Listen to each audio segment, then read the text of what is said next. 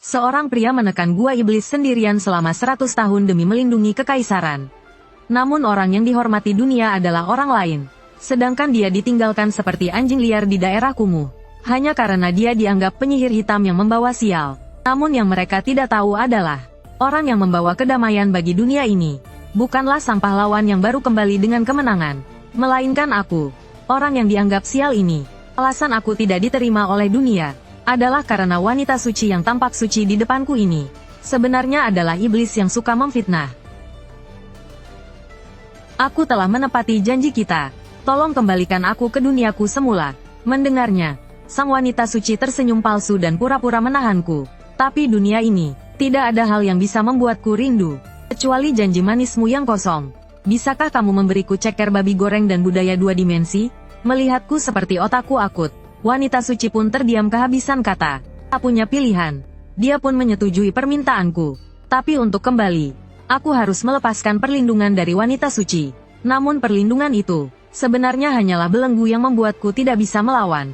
Saat aku mengulurkan tangan ke dadanya, cahaya pun memancar dan perlahan-lahan menghapus tanda itu. Dalam proses ini, aku bahkan sempat mengejek, tak takut aku membunuhmu setelah segel dibuka? Namun sang wanita suci sangat percaya diri. Karena dia tidak hanya ingin meniadakan kekuatanku, tapi juga saluran dimensi untuk kembali harus dibuka olehnya. Namun yang dia tidak tahu, sihir hitamku telah mencapai puncaknya. Saat dia membuka segel, sihir hitamku langsung mengikat lehernya rata-rat.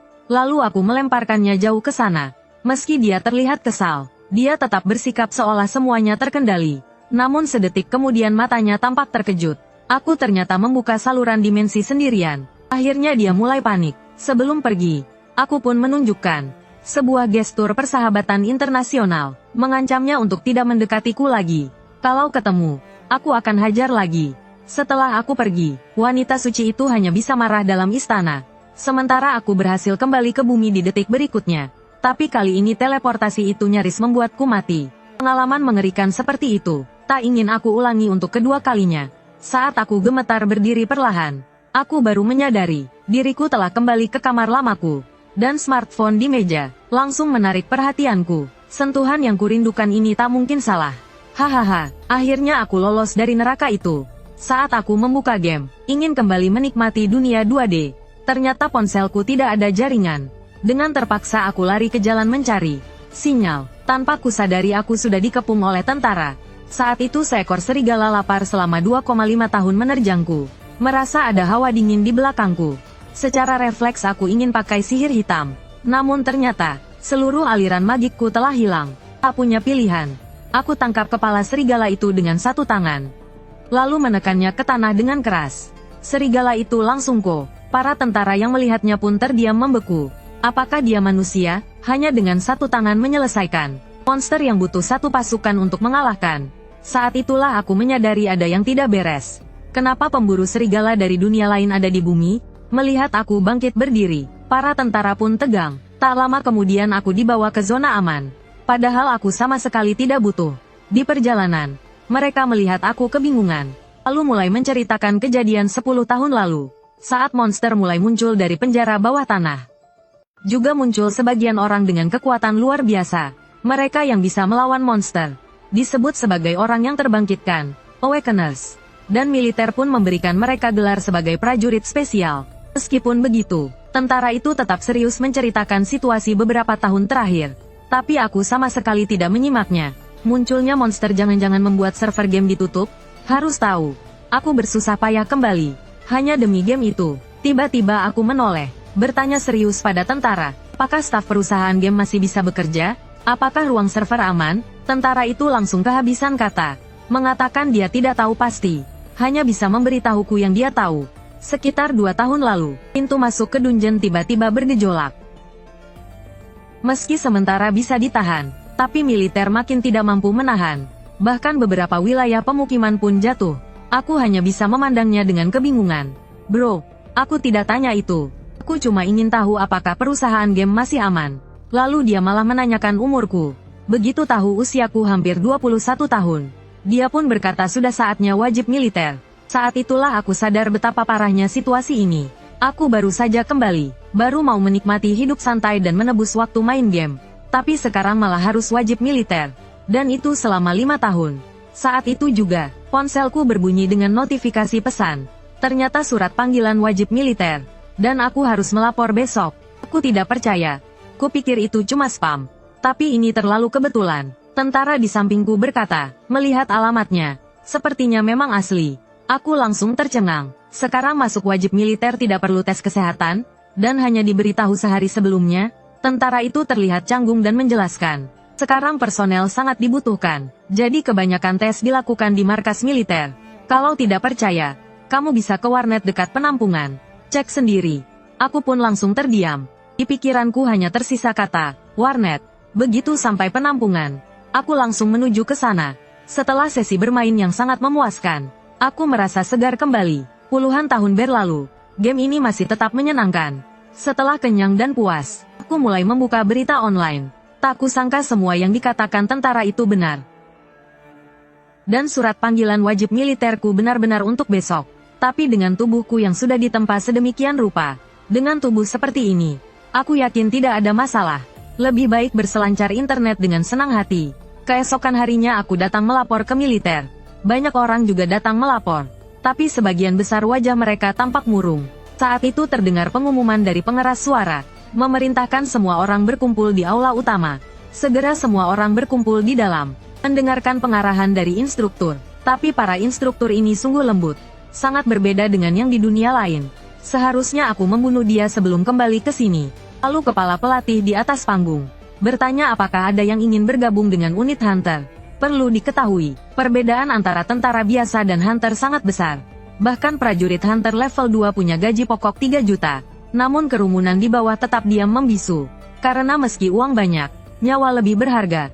Pelatih utama tampak kecewa walau sudah menduga. Namun ada sedikit rasa kecewa terlihat di wajahnya. Lalu instruktur di sampingnya memberitahu. Ada seseorang yang mengangkat tangan. Barulah pelatih utama menyadari keberadaanku. Dan buru-buru memanggilku ke atas panggung. Dengan sedikit dorongan kakiku, aku melompat seperti peluru. Semua orang mendongak dan menatapku dengan kagum. Aku pun melesat melewati kepala mereka, dan mendarat dengan sempurna di atas panggung. Halo pelatih utama, saya Jin Minjun. Prajurit latihan, ingin bergabung dengan Hunter. Pelatih utama langsung memandangku dengan penuh rasa hormat. Dia mengajakku masuk ke kantornya dan menyuguhi teh. Tapi dia sangat penasaran kenapa aku ingin jadi Hunter. Sangat ingin tahu alasannya, karena meski gaji Hunter sangat tinggi, itu murni bergantung pada kemampuan pribadi. Berapa lama pun kamu bertugas, bisa cepat naik pangkat, namun risikonya sangat besar karena bisa dikepung monster kapan saja. Makanya banyak orang berbakat pun memilih jadi tentara biasa. Tapi aku punya alasan sendiri. Sihir hitam berbeda dari penyihir lain.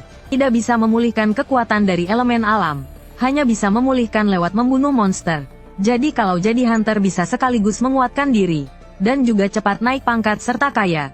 Kalau dipikir-pikir cukup menggairahkan. Tak lama kemudian penguji pun datang. Melihat penampilanku yang seperti pecundang, dia langsung mengerutkan alis. Apakah pria ini benar-benar punya potensi jadi Hunter? Tapi kalau dia melihat aku tadi melompat setinggi itu, belasan meter ke udara, pasti dia takkan berkata begitu. Namun untuk masuk unit Hunter, harus tetap mengikuti prosedur mereka. Menurut penguji itu, setiap orang yang memiliki bakat Hunter, akan memiliki jendela status pribadi, yang menampilkan statistik dan kemampuan dasar. Begitu aku membukanya, aku langsung bingung sendiri. Penguji di sampingku juga menyuruhku. Segera tunjukkan data fisikmu. Dengan ekspresi yang semakin tak sabar. Saat itu aku, saking canggungnya rasanya ingin mengubur diri ke dalam apartemen 2 kamar. Karena saat aku membuka jendela statusku, yang muncul malah pesan kesalahan sistem. Ini langsung membuat penguji sangat marah. Dia mengira aku mempermainkannya. Meskipun marah, tetap saja. Semua tahapan tes harus tetap dijalani. Tak lama kemudian aku dibawa ke pusat pengujian. Peralatan canggihnya benar-benar membuatku kagum. Tapi entah kenapa, dari tadi si penguji tampaknya sangat tidak menyukaiku. Terus mengejekku tanpa henti. Bahkan dia memutuskan untuk mengujiku secara langsung. Dia bilang jika aku gagal dalam tes, akan langsung dikirim ke polisi militer. Dan dijebloskan ke sel. Lalu dia menunjuk kristal merah raksasa di belakangnya. Jika aku bisa menggerakkan kristal itu sedikit saja, maka aku dianggap lulus tes. Itu adalah mineral spesial dari penjara bawah tanah. Bukan hanya besar ukurannya, tapi densitas dan beratnya juga benar-benar luar biasa. Bahkan untuk menggerakkannya sedikit pun sangat sulit. Namun yang tidak diketahui oleh penguji adalah, Kristal seperti ini sebenarnya sangat umum di dunia lain. Kalau hanya kristal sebesar ini, menggerakkannya sama sekali tidak sulit. Namun tiba-tiba aku terpikir sesuatu. Batu ini berasal dari dunia lain. Bagaimana jika di dalamnya ada energi gelap dungeon? Bukankah itu bakal sangat menyenangkan? Lalu di bawah tatapan heran pelatih, aku mengangkat tinjuku, dan langsung menghantam kristal itu dengan keras. Retakan langsung menyebar di seluruh permukaan kristal. Lalu kristal itu meledak berkeping-keping. Semua orang yang hadir tampak sangat terkejut. Melihat sisa dudukan, penguji pun langsung menyebutku gila. Tapi melihat ini semua, jelas militer telah kedatangan monster sejati. Penyihir kegelapan terkuat yang baru kembali dari dunia lain. Namun justru senang menaiki 6.000 anak tangga tiap hari. Sementara rekan seangkatannya, setiap hari kelelahan seperti anjing sekarat. Padahal semua tahu pelatihan hunter itu sangat berat. Ada pelatih iblis, yang mengawasi waktu dengan stopwatch setiap hari. Tapi saat semua orang ngos-ngosan menaiki tangga, aku justru merasa ini seperti surga. Latihan di sini jauh lebih ringan daripada di dunia lain. Bahkan makan 3 kali sehari adalah prasmanan gratis. Yang paling utama adalah, setelah latihan, masih ada waktu bebas untuk bersantai. Sebelum tidur malam pun, aku bisa menikmati kesenangan dunia 2D dengan tenang. Awalnya kupikir hanya mengisi ulang energi lalu kabur. Tapi sekarang aku sadar, tempat ini adalah negeri impianku. Di bawah tatapan tak percaya semua orang, aku dengan cepat mencapai puncak gunung. Pelatih iblis itu bahkan syok dan mempertanyakan hidupnya. Belum pernah ada yang, sambil membawa beban, bisa sampai puncak secepat ini. Saat ini, di mata pelatih, aku sudah jadi monster sejati. Perjalanan yang biasanya butuh 1 jam, aku selesaikan hanya dalam 21 menit. Dan saat itu, pelatih pun mengeluarkan hadiah yang dijanjikan sebelumnya. Jika bisa selesai dalam 30 menit, akan mendapat izin keluar sekali. Bergabung dengan tim Hunter, ternyata keputusan ini sangat tepat. Jin Minjun, tapi teman-temanku kelelahan sampai terkapar. Meskipun begitu, mereka hanya menaikkan sedikit status stamina. Tapi mereka senangnya seperti menang undian 5 juta. Padahal dulu di dunia lain, naik 10 poin status itu hal biasa. Tapi hari-hari pun terus berlalu. Dan di sini, aku merasakan sesuatu. Jin Minjun, perasaan persahabatan yang tak pernah kurasakan di dunia lain. Meski dulu aku diam-diam melindungi mereka selama 100 tahun. Namun tak satu pun dari mereka yang tidak takut padaku. Tapi saat itu ada yang bilang warnet sudah buka. Kenapa hal sepenting ini tidak dikatakan dari tadi? Detik berikutnya aku langsung berada di warnet dan bermain habis-habisan. Semua masa mudaku yang hilang harus kutebus kembali. Main saja sampai 2 jam sebelum waktu bangun. Toh di dunia lain tidur 1 jam saja sudah mewah. Setelah 2,5 bulan pelatihan, masih banyak anggota tim Hunter yang belum mencapai standar kelulusan. Jadi para pelatih mengatur ujian praktik dadakan. Karena begitu mendadak, tak ada yang sempat bersiap. Tapi justru itu tujuan para pelatih. Melihat semua panik dan cemas, pelatih merasa sangat puas dengan ekspresi mereka. Kemudian dia umumkan, hadiah kali ini juga sangat menggiurkan. Siapapun rekrutan baru yang juara pertama, akan mendapat liburan 3 hari 2 malam. Pelatih kira semua akan bersorak senang. Tapi ternyata cuma aku yang merespons. Yang lain malah melihatnya seperti orang gila. Sampai pelatih pun jadi canggung tak bisa bicara. Dungeon pelatihan kali ini, bukan kota penuh markas monster seperti biasanya. Setelah semua monster dibasmi, manusia mengubah dungeon ini menjadi fasilitas latihan simulasi. Anggota tim Hunter pun segera dikumpulkan di depan gerbang teleportasi dungeon. Menghadapi tempat yang begitu mengerikan, semua orang menunjukkan ekspresi ketakutan. Saat mereka berdiskusi berkelompok, membayangkan seperti apa latihannya, tiba-tiba sebuah truk militer meraung mendekat. Saat mereka melihat apa isi truk itu, semua nyaris kencing di celana. Ternyata di dalam kandang truk itu, ada serigala raksasa kelaparan selama 2,5 tahun. Aku tak mengerti kenapa teman-temanku begitu ketakutan. Bukankah mereka hanya anjing besar yang lucu? Pelatih secara resmi berkata, sebentar lagi monster-monster ini akan dilepaskan ke dungeon. Dibagi dalam kelompok berisi 4 orang. Setiap tim harus membunuh 1 monster dalam waktu yang ditentukan.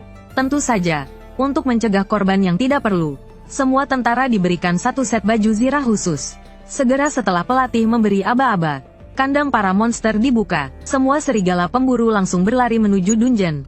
Di saat yang sama, para peserta juga dipaksa masuk ke dungeon oleh pelatih. Tak lama aku dan timku yang terdiri dari 4 orang memasuki dungeon. Meski kami dilengkapi armor pelindung, tapi 3 rekrutan lain tetap sangat gugup. Dan serigala yang baru masuk tadi, diam-diam mengincar kami dari kegelapan. Begitu aku menoleh, Mereka langsung mengikuti dari belakang kami. Tapi aku sudah tahu keberadaan mereka. Melihat para serigala yang siap menyerang, aku memberitahu teman satu tim dengan ramah. Serigala itu akan segera datang. Dan detik berikutnya, serigala menyerbu kami sambil mengiler. Melihat para rekrutan baru panik seperti itu, wajah mereka ketakutan. Sepertinya aku perlu memberi contoh pada mereka. Saat itu serigala pemburu mulai menyerang dari berbagai arah. Seekor dari mereka malah menargetkanku. Kalau begitu, kau jadi sasaran latihanku. Detik berikutnya, aku langsung menghantam kepala serigala itu dengan keras. Di saat yang sama, serigala lainnya mulai menyerang anggota tim lain. Saat aku ingin membantu, mereka malah menatapku dengan galak. Maaf saja, aku tak peduli tatapanmu. Ayo, di bawah komando dan arahanku. Semua orang mulai mengatasi ketakutan dan bekerja sama melawan serigala. Kemajuan mereka sangat cepat, bahkan pelatih yang bersembunyi diam-diam ikut memuji. Akhirnya kami berhasil menyelesaikan ujian ini. Pelatih pun muncul dari persembunyiannya dan memberitahu bahwa ujian selesai. Kami boleh keluar sekarang. Lalu, di bawah arahan pelatih, kami berjalan ke arah keluar. Namun tiba-tiba seluruh dungeon bergetar hebat. Detik berikutnya, gerbang teleportasi keluar, mulai perlahan tertutup di depan mata kami. Sampai akhirnya lenyap. Pelatih buru-buru mengeluarkan walkie-talkie. Tapi ternyata sudah tak bisa berkomunikasi dengan luar. Menghadapi situasi ini, pelatih hanya bisa menenangkan para rekrutan. Gerbang teleportasi akan terbuka kembali dalam 1 jam. Cukup bersabar menunggu. Tapi menurutku situasinya tidak sesederhana itu. Dungeon untuk latihan rekrutan seperti ini biasanya sangat aman. Jika tiba-tiba gerbang keluar terkunci, pasti ada sebab. Dan melihat reaksi para pelatih, mereka sebenarnya hanya berpura-pura tenang. Kalau dugaanku benar, tempat ini telah berubah menjadi dungeon tertutup. Meski agak merepotkan, tapi tidak mustahil. Para pelatih juga sedang berdiskusi tentang solusinya. Tampaknya mereka juga menyadari bahwa dungeon ini telah menjadi tipe tertutup. Karena invasi eksternal, dungeon spesial ini pun terbentuk. Dan satu-satunya jalan keluar adalah membasmi semua monster dalam dungeon ini, tanpa menyisakan satupun. Artinya, kami sudah tidak bisa berharap pada bantuan luar. Para rekrutan pun mulai panik mendengar kabar itu. Bahkan pelatih pun mulai gemetar. Dengan kondisi sekarang melawan monster, bahkan goblin terlemah sekalipun, dia tidak yakin bisa menang. Apalagi, tapi kami tidak bisa hanya diam. Kami harus segera bergerak. Pelatih memikirkan, cara paling aman saat ini adalah menempatkan rekrutan berbaju zirah tebal di barisan depan, sebagai tameng hidup penarik perhatian. Sementara yang lain mencari celah untuk menyerang monster. Tapi, apa benar harus begini? Setelah sekian lama bersama mereka, harga diri pelatihnya pun menolak hal itu. Hatinya terus berkata, dia tak boleh melakukan ini, atau dia akan menyesal seumur hidup. Kepercayaan Hunter adalah, tak akan pernah berkhianat. Saat itu Jin Minjun tiba-tiba berhenti. Pelatih yang berjalan di paling depan, tiba-tiba berteriak kesakitan, lalu mulutnya berbusa dan jatuh ke tanah. Pelatih lain yang berada di belakang langsung mendekat. Sebelum Jin Minjun sempat menghentikannya, dia juga terkena dan ikut roboh. Keduanya memegang leher mereka. Wajah tampak sangat kesakitan. Tak lama kemudian mereka pun pingsan. Jin Minjun pun berjalan ke depan dari barisan belakang, dan memperingatkan semua orang untuk mundur. Jangan maju lagi. Kalau tidak akan bernasib sama seperti pelatih. Saat memeriksa para pelatih, dia mendapati mereka hanya pingsan, tidak terlalu parah. Kemudian dia melempar mereka ke teman-temannya, dan berpesan, jangan ikut aku. Tunggu aku di pintu keluar. Lalu dia langsung berlari masuk ke dalam. Teman-temannya masih khawatir akan keselamatannya. Tapi mereka tidak tahu, saat itu Jin Minjun sangat bahagia. Penyebab pingsannya pelatih tadi adalah karena energi kegelapan. Tak menyangka bisa bertemu lagi denganmu di bumi. Di dunia lain, setiap kali hendak membunuh monster, orang-orang akan diberkati secara khusus oleh pendeta, untuk melindungi diri dari energi gelap. Meski energi ini mematikan bagi orang biasa, bagi Jin Minjun, yang berlatih menggunakan energi gelap, justru seperti suplemen besar, layaknya charger bagi ponsel. Tak ada bedanya. Saat ini Jin Minjun semakin mendekati sumber energi gelap. Namun begitu masuk, suasananya sangat sepi. Sebagai veteran pemburu monster, ia langsung menyadari itu adalah jebakan. Jin Minjun pun menengadah ke atas, dan melihat seekor anjing pemburu kegelapan memanjat tebing. Tubuhnya penuh dengan aura gelap yang pekat. Meskipun namanya mirip dengan anjing pemburu biasa, tapi bedanya sangat besar. Keduanya jelas tidak berada di level yang sama. Jin Minjun teringat saat pertama kali datang ke dunia lain. Waktu itu dia juga bertemu anjing pemburu kegelapan. Dia kira akan semudah melawan anjing biasa. ternyata malah hampir kehilangan nyawanya. Namun pertemuan kali ini justru terasa menyenangkan. Saat itu si anjing pemburu kegelapan menyerang Jin Minjun. Ia menarik lengannya ke belakang, bersiap, lalu menghantam dan langsung membunuh anjing itu. Setelah itu, waktunya Jin Minjun menyerap energi gelap. Ia merasa bersyukur dirinya lah yang terjebak di sini. Karena hanya bau energi gelap dari monster saja, sudah membuat para hunter tak berani mendekat. Apalagi darah monster ini juga beracun. Manusia biasa akan mati keracunan saat menyentuhnya. Tapi racun seperti ini sama sekali tidak berpengaruh bagi penyihir hitam. Saat itu dia berpikir, anjing pemburu kegelapan yang hanya ada di dunia lain, mengapa bisa muncul di bumi? Meski sebelumnya dia pernah memikirkan hal ini, namun sikap para pelatih tampaknya bukan karena sudah terbiasa. Dan selama pelatihan, tidak pernah sekalipun ada pembahasan soal energi kegelapan. Apa ini terbawa saat dia berpindah dimensi? Atau ulah si penyihir tua suci itu? Tapi itu semua tidak penting. Yang terpenting adalah keselamatan teman-temannya. Agar teman-temannya merasa tenang, Jin Minjun mulai mencari bangkai anjing pemburu kegelapan.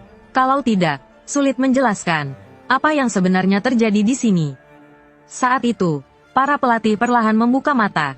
Mereka buru-buru menanyakan apakah ada yang terluka. Si gendut bilang ada masalah besar, yaitu Jin Minjun pergi ke dalam dungeon sendirian. Lalu dia menceritakan semua yang baru saja terjadi. Saat pelatih merasa bersalah karena gagal melindungi muridnya, tiba-tiba Jin Minjun muncul sambil menyeret anjing kegelapan. Kedua pelatih sangat terkejut melihat benda itu. Bukankah itu anjing pemburu? Jin Minjun menjatuhkan anjing kegelapan ke tanah, meminta pelatih memeriksanya lebih dekat. Setelah diperiksa dengan saksama, pelatih yakin inilah penyebab mereka pingsan tadi. Lalu, semua anggota tim langsung heboh membicarakannya. Makhluk sebesar itu ditangkap sendirian oleh Jin Minjun. Dia benar-benar luar biasa. Dilihat dari ukurannya, pasti monster kelas berat. Tiba-tiba Jin Minjun melihat gerbang keluar dungeon terbuka.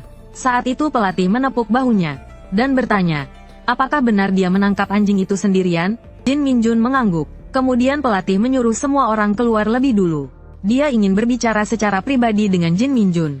Setelah anggota tim pergi, pelatih memberitahunya, setelah keluar nanti, laporkan semuanya dengan jujur, termasuk bagaimana para pelatih lalai. Lalu pelatih juga mengucapkan terima kasih pada Jin Minjun. Jin yang belum pernah menerima ucapan terima kasih pun canggung. Setelah pelatih pergi, tiba-tiba sistem status Jin Minjun bereaksi. Kesalahan telah diperbaiki. Dia melihat di dalam statusnya muncul catatan aneh. Rumine-chan adalah pendiri sekte karakter favoritku. Dia teringat, Rumi itu adalah karakter dari game dungeon yang dia mainkan. Dan sekte itu dulu dia buat di dunia lain saat jadi penyihir hitam. Ketika dia sudah mencapai puncak, ia membentuk sekte itu untuk menghindari para penggemar fanatik. Tak disangka, anggotanya terus bertambah banyak. Jin Minjun sadar level kemampuannya sekarang turun drastis. Dulu, kolom skillnya tak terbatas. Sekarang cuma ada satu skill korosi level rendah. Paling hanya bikin orang diare. Jin Minjun pun berpikir, kekuatannya saat ini masih sangat jauh dari target. Namun jika di dunia lain yang jauh lebih keras, dia bisa mencapai puncak sebagai penyihir hitam. Apalagi kalau hanya di bumi. Masih ada satu motivasi yang mendorongnya terus maju, yaitu, agar perusahaan game bisa terus beroperasi dan berkembang. Dia harus mendapatkan kembali kekuatannya. Kali ini dia tidak berlatih tanpa arah tujuan. Dalam beberapa hari ke depan, kamp pelatihan menjadi heboh, karena dungeon tiba-tiba tertutup. Komandan tim gagal bereaksi dan pelatih tak bisa berbuat apa-apa. Akhirnya seorang prajurit sendirian mengalahkan monster. Karena prestasi itu, Jin Minjun langsung naik pangkat menjadi prajurit kelas 2. Di dalam barak, semua orang membicarakan penampilan Jin Minjun dengan antusias. Saat itu, dia dipanggil ke kantor komandan batalion. Begitu melihat Jin Minjun datang, komandan menyuruh ketua tim yang sedang dihukum keluar dulu. Dia berkata pada Jin Minjun, selanjutnya, dia akan menyampaikan hal penting. Dia berharap Jin Minjun mendaftar ke unit hunter di wilayah Taiyuan. Bergabung dalam penaklukan dungeon. Tempat itu sangat dingin, saljunya pun sangat tebal, dan monster sering muncul dari dungeon. Tempat itu adalah garis depan melawan monster. Namun promosi di sana juga sangat cepat. Jin Minjun pun berpikir, ini yang aku butuhkan. Bisa naik pangkat cepat dan membunuh monster untuk memperkuat diri. Kenapa harus menolak? Lalu Jin Minjun menjawab, saya setuju bergabung dengan unit Taiyuan. Keesokan harinya para rekrutan dipindahkan ke unit berbeda. Hanya Jin Minjun yang tersisa. Tiba-tiba terdengar suara gemuruh dari kejauhan. Seorang pria besar melompat turun dari truk militer. Karena salju, aku agak terlambat. Prajurit 2 Jin Minjun. Maaf sudah menunggu. Naik ke belakang. Kita akan berangkat ke markas. Di dalam truk, Jin Minjun mulai khawatir tentang kehidupan militer. Bukan karena takut lelah atau bertarung dengan monster, tapi soal gaya hidup militer ala negara Kimchi. Bagaimana kalau dia dibully nanti? Dia pasti akan melawan tanpa ragu. Ah sudahlah, biarkan saja. Tak lama kemudian, truk sampai di markas utama pasukan Hunter. Jin Minjun melihat salju benar-benar turun di sana. Dipandu oleh atasan, Jin Minjun segera menuju ke asrama. Begitu mendengar bahwa dia adalah prajurit elit terkenal itu, semua orang langsung mendekatinya, bertanya satu persatu, "Kenapa kamu datang ke tempat ini?" Jin Minjun pun menjawab serius,